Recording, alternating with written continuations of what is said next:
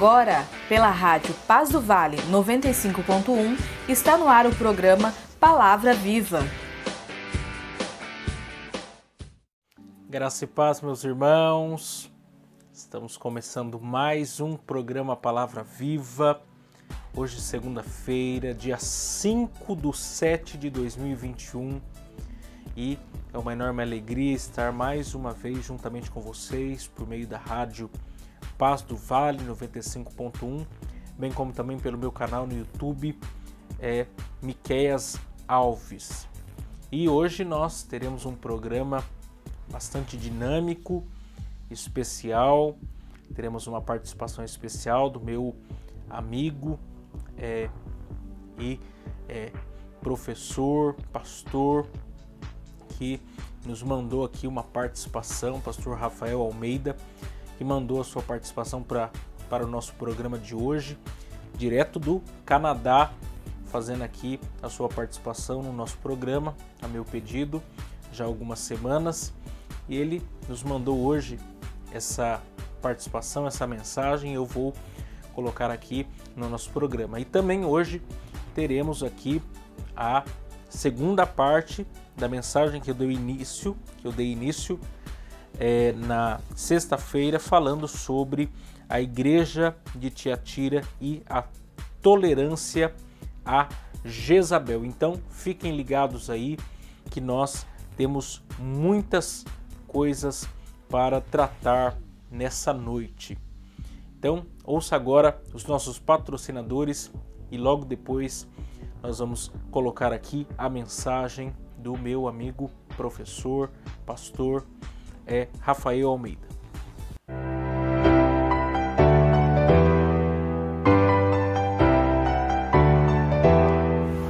Agradecemos aqui os nossos patrocinadores que têm muito nos ajudado.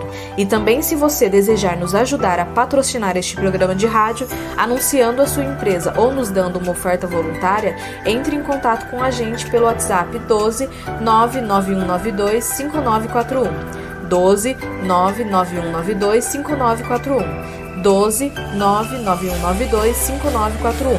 Ou nos envie uma oferta pelo Pix 12 99192 5941.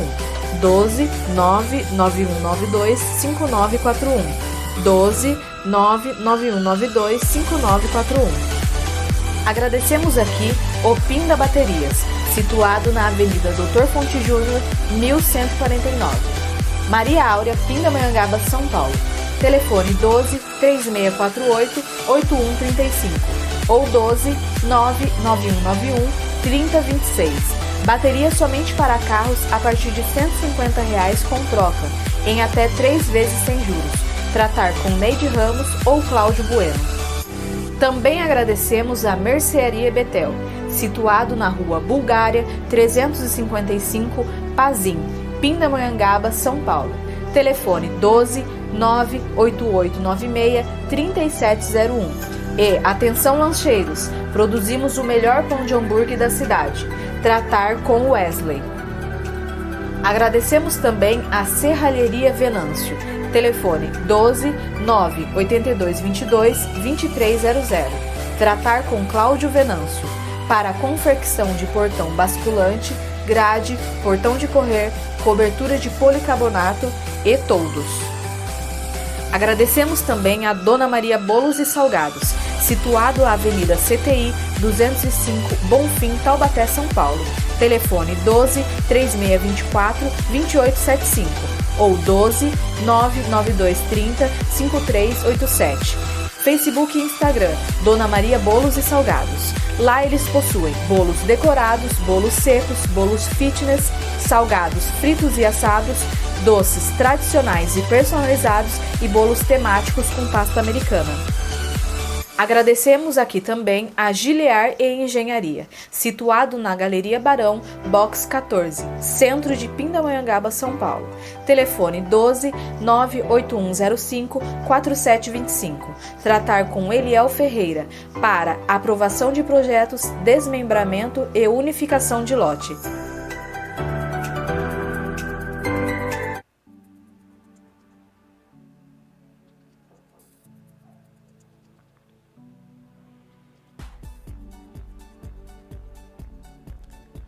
Então vamos agora ouvir aqui a mensagem que meu amigo professor Rafael Almeida, na verdade, ele não chegou a ser meu professor no seminário, porque quando ele começou a dar aula eu já estava no meu último ano e as matérias que ele dava já não estava mais na minha grade. Mas ele foi meu pastor por um curto período de tempo quando eu estava frequentando a igreja, Primeira Igreja Batista em Moreira César, que ele era pastor ali dos jovens. E foi meu pastor por um tempo e eu mandei mensagem para ele, ele atendeu o nosso convite aqui, trazendo para nós uma reflexão nessa noite aqui para todos nós que estamos o ouvindo em todo o Vale do Paraíba. Então fiquem agora com a participação do meu amigo professor Rafael Almeida, direto do Canadá. Olá a todos, graça e paz. Para aqueles que não me conhecem, meu nome é Rafael. Eu quero compartilhar com vocês uma breve reflexão a respeito da paz de Cristo. Eu espero que essa reflexão possa de alguma forma abençoar a sua vida. Eu sei que muitas vezes o medo, a preocupação ou a ansiedade tomam conta do nosso coração. Ainda mais nos tempos atuais, com o problema que todos nós estamos enfrentando, este problema mundial, eu sei que a preocupação com o futuro, muitas vezes ela aumenta. Mas eu também sei que Cristo é a resposta para qualquer que seja o tempo ou a circunstância. Por isso eu quero ler um trecho das Escrituras que se encontra no Evangelho de João, capítulo 14, versículo 27. Diz assim: Deixo-lhes a paz, a minha paz lhes dou. Não a dou como o mundo a dá. Não se perturbem os seus corações, nem tenham medo. Quando Jesus disse, não se perturbem os seus corações, nem tenham medo, o bom ouvinte entenderia que ele estava querendo dizer que eles poderiam vir a passar por situações preocupantes, adversas. Por isso, Jesus advertiu para que eles não deixassem o medo ou a preocupação tomar conta do coração deles. Tempos depois de ter dito isso, Jesus ele foi crucificado e os discípulos se sentiram então sozinhos.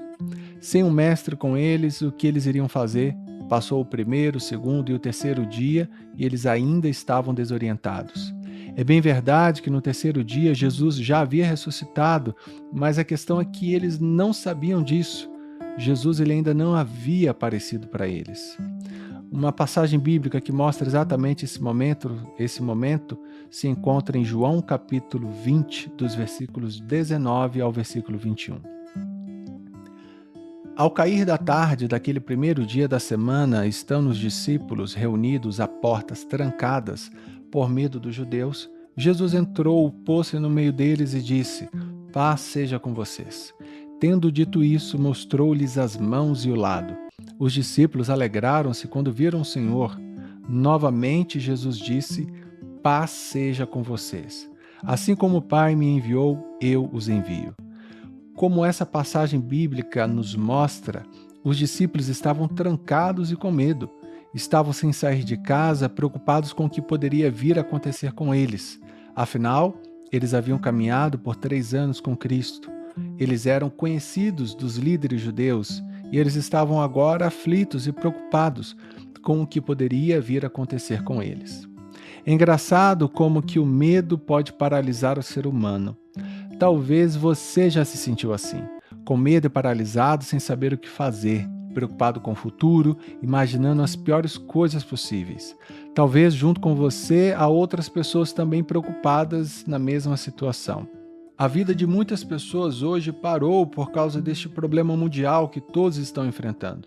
Mas e os outros problemas, os problemas antigos? O que aconteceu com eles? Sim, eu imagino que eles continuam para muitos de nós. Talvez eles até mesmo se intensificaram.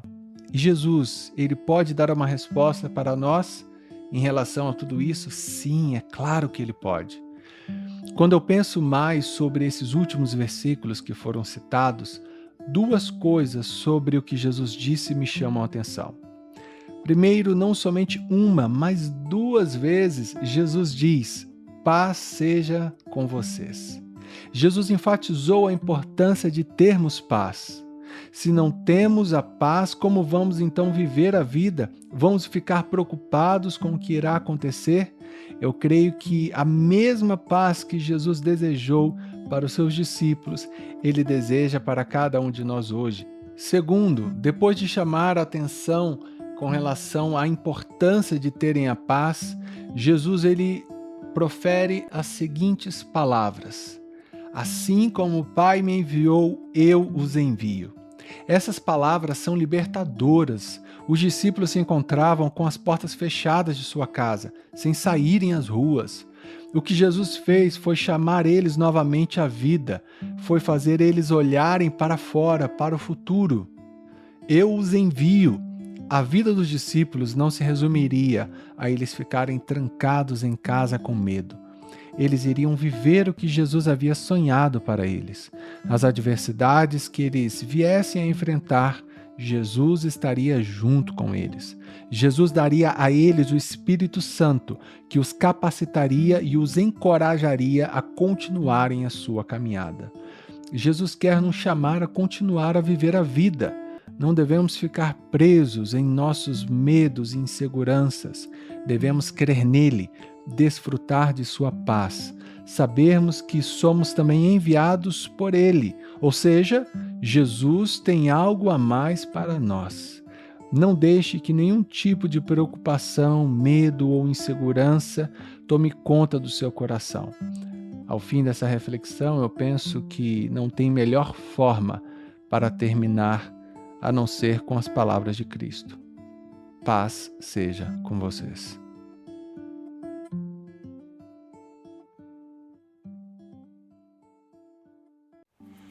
Fica aí para nós essa reflexão abençoada da parte de Deus. Deus continue abençoando o pastor, professor Rafael Almeida por essa palavra tão abençoada, que nós possamos ter de fato essa paz que excede todo entendimento, essa paz que toma conta do nosso coração e a gente pode viver uma vida aí para a glória de Deus.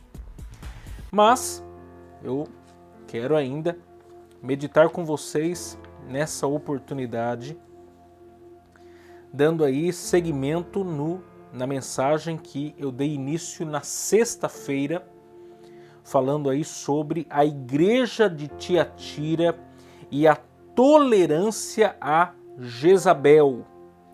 Nós iniciamos essa mensagem na sexta-feira. Se você não viu ainda essa primeira parte, você pode acessar o meu canal no YouTube, Miqueias Alves, e procurar lá na playlist Programa Palavra Viva, que você encontrará essa primeira parte dessa mensagem tão importante e relevante para nós.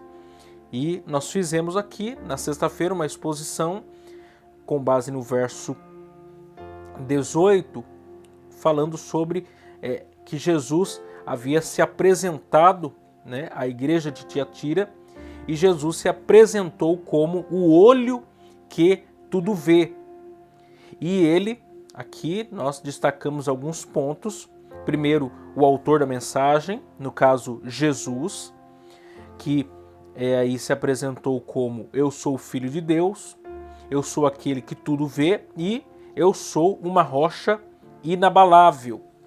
Nós vimos também o portador da mensagem, no caso era o apóstolo João, quem estava escrevendo essa carta ao anjo da igreja que estava em Tiatira.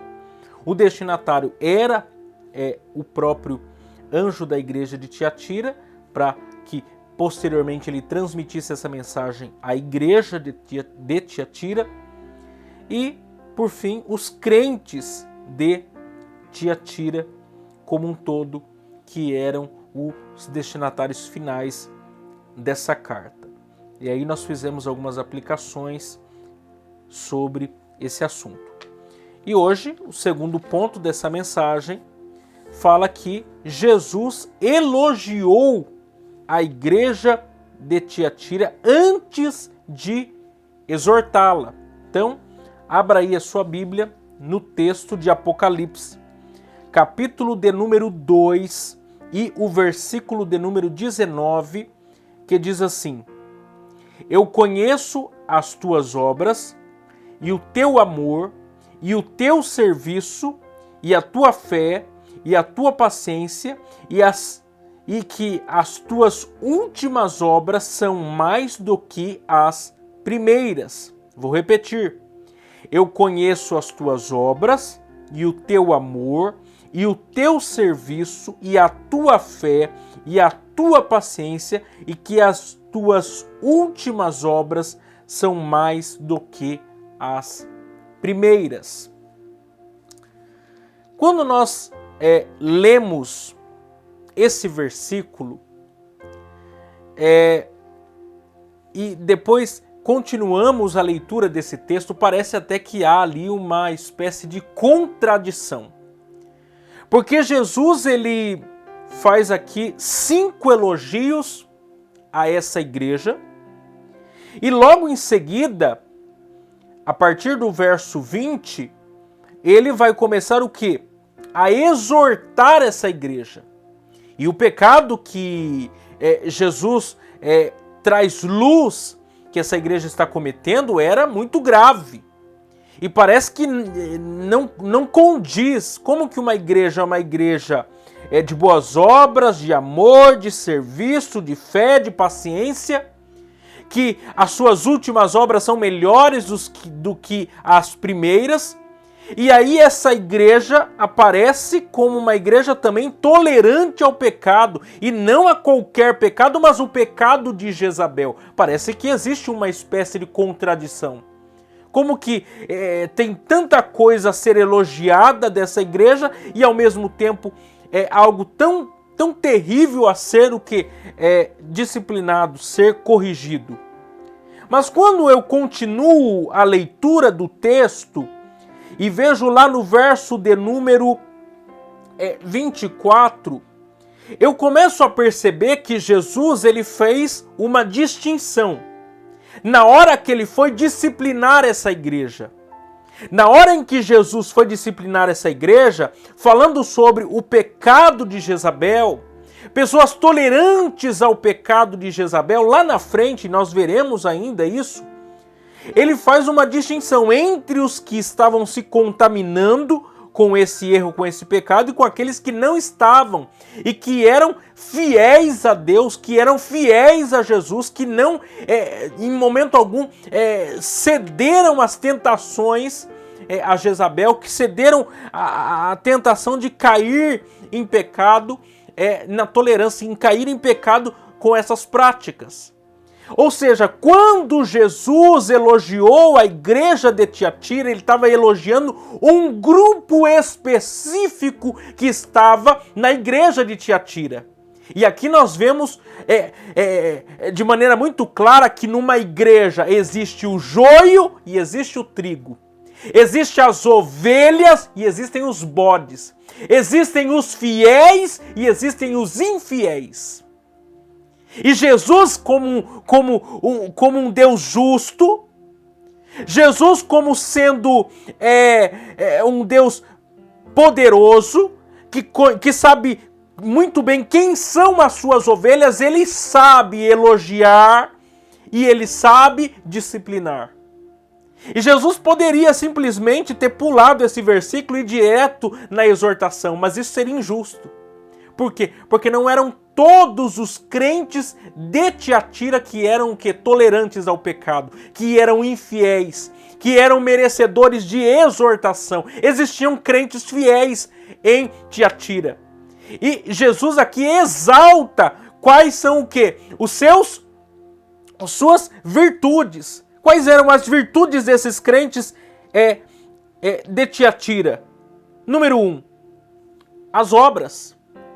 E eu acho muito interessante isso aqui, porque em todas as cartas enviadas às 7 igrejas da Ásia Menor, Jesus falou sobre o quê? As obras. Mas na carta de Tiatira ele fala de obras e mais à frente ele fala de fé. E aí quando você lê as demais cartas, você associa obras à fé, porque fé sem obras é morta. Mas na igreja de Tiatira não era conhecida apenas por suas obras, mas ela também era conhecida por sua fé. Tanto obras como fé eram atributos, eram virtudes que essa igreja tinha. De modo que eles eram conhecidos pelas duas coisas. Nem só pelas obras e nem só pela fé, mas pela fé e pelas obras. E aí eu acho isso espetacular. Porque a vida do crente é uma vida prática. O evangelho de Jesus Cristo ele não é só teoria, ele é prática. Pelo fruto que nós conhecemos as árvores. Não é o que falamos, é o que fazemos. A nossa vida não é de um credo subjetivo. Não, a nossa vida com Deus tem a ver com as nossas práticas, com o que nós fazemos. E essa igreja era uma igreja o quê? Que tinha boas obras. Obras de justiça em Cristo Jesus. Mas não para por aí, ela também é elogiada pelo quê? Pelo seu amor. O que havia como defeito na igreja de Éfeso, a perda do primeiro amor, a igreja de Tiatira tinha como virtude. Era uma igreja amorosa. Era uma igreja que entendeu o que é o amor. O amor não é um sentimento, mas é um mandamento. Eles tinham entendido o que significa o amor ágape, porque aqui a palavra em grego é ágape. Ou seja, essa igreja entendeu o evangelho. Existiam crentes amorosos, fervorosos naquela igreja. Porque uma igreja verdadeiramente fervorosa é uma igreja que o quê? Tem amor, tem compaixão. E a prova disso está no quê? No próximo elogio. O serviço. Que a palavra aqui é diáconos, ou diaconia. Ou seja, uma igreja que não ama de palavras, mas de ações. Ela cuida do órfão, ela cuida da viúva. Ela faz a diferença no seu contexto social, político e religioso. Ela faz a diferença no seu bairro, ela faz a diferença na sociedade. Ela não é uma igreja que está ali simplesmente por estar. Porque se você quer saber se a sua igreja é uma igreja de serviço, de trabalho, tem de pensar, se você tirar a sua igreja da sua região, do seu bairro, será que ela vai fazer diferença? Se ela não fizer diferença, se o vizinho da direita, da esquerda, de frente, de trás, não sentir falta dela, é porque a sua igreja não está fazendo a diferença. É porque ela não está mostrando serviço, ela não está atingindo realmente o seu alvo. Mas essa também é uma igreja que tem o quê? Fé. Veja bem, fé, primeiro, como resultado das obras, quer dizer, a fé para a salvação, a fé em Cristo para a salvação, mas não somente isso, mas a fé confiança em Deus. É uma igreja que exercita o dom da fé, porque na verdade todos os crentes em Cristo receberam o quê? O dom da fé. Todos nós recebemos o dom da fé, por quê? Porque não tem como se aproximar de Deus, se aproximar de Jesus, crer em Jesus, senão por meio da fé. Pela graça sois salvos por meio da fé. E isso não vem de vós, é o quê? É dom de Deus. Todos nós, todos os convertidos em Cristo receberam o dom da fé. A diferença é que uns estão usando mais a fé e outros menos, mas todos nós temos o dom da fé. Hoje as pessoas têm fé na ciência, têm fé na política, têm fé nisso, mas não têm fé em Jesus. E aí não conseguem vencer as adversidades do tempo presente. E em último lugar, é uma igreja paciente. E paciência é fruto do Espírito. E paciência é fruto de uma vida de muitas tribulações. Era uma igreja que passou por lutas, batalhas. Mas ela transformou tudo isso em fruto do Espírito, em paciência. Existem crentes fiéis na igreja de Tiatira. Existem crentes fiéis ainda nos nossos dias. Sempre tem 7.000 que não se curvou a Baal. Sempre existe um povo diferente, que seja eu, e que seja você, e que seja nós. Um povo que é elogiado por Jesus, porque Jesus conhece as nossas obras. Porque Jesus sabe quem eu sou e quem você é. Não pense que você está fazendo algo e Deus não está vendo, que Jesus não está vendo, Ele está. E Ele elogia aqueles que assim o fazem. Essa é a palavra de Deus para nós hoje. Amanhã nós continuaremos a exposição desse texto, se Deus assim nos permitir. Que Deus abençoe vocês e até amanhã, se Deus assim nos permitir.